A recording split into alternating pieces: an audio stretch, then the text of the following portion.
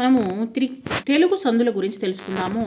9వ పాఠం వచ్చేసి వ్యాకరణము 6వ తరగతి తమిళనాడు గవర్నమెంట్. అకార సంధి, అత్వ సంధి అంటాము.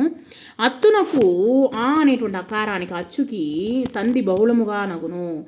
సో ఇక్కడ వచ్చేసి ఆ అనేటువంటి అక్షరాలు కలిస్తే ఈ రెండు వేరే విధంగా అనేటువంటిది వస్తుందన్నమాట. రామయ్య, రామ ప్లస్ అయ్య, రామయ్య నిత్యము.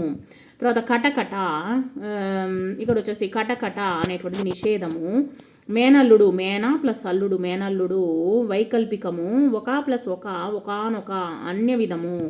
ఈ విధంగా వచ్చేసి 4 విధాలుగా జరుగుతుంది. తర్వాత వచ్చేసి ఇకార సంధి వచ్చేసి సూత్రము ఏమ్యాదులందు అత్తునకు సంధి వైకల్పికముగా అనగును.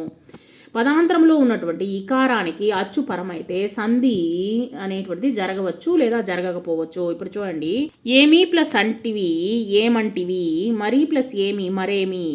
తర్వాత ఉకార సంధికి వచ్చేసి ఉత్వ సంధి. ఉత్తునకు పరంబగునప్పుడు సంధి నిత్యము. పదాంతరములో ఉన్నటువంటి ఉకారానికి అచ్చు పరమైనట్లయితే సంధి నిత్యముగా జరుగుతుంది. ఇక్కడ చూడండి, రాముడు ప్లస్ అతడు రాముడతడు, సోముడు ఇతడు సోముడితడు, సోముడు ప్లస్ ఇతడు శివుడున్నాడు, శివుడు ప్లస్ ఉన్నాడు శివుడున్నాడు. సో ఈ విధంగా వచ్చేసి ఉత్వ సంధి అనేటువంటిది తెలుసుకున్నాము. అంటే సేమ్ అనేటువంటిది వస్తుందన్నమాట. ఇక్కడ క్రింది పదాల ఆధారంగా అర్థవంతమైనటువంటి వాక్యాలను రాయండి. అంబేద్కర్ న్యాయవాదిగా జీవితం ప్రారంభించారు. ఆ తర్వాత వచ్చేసి అంబేద్కరు విద్య కోసము విదేశాలకు వెళ్ళారు. తర్వాత వచ్చేసి తిరిగి మాతృదేశము వచ్చి న్యాయవాది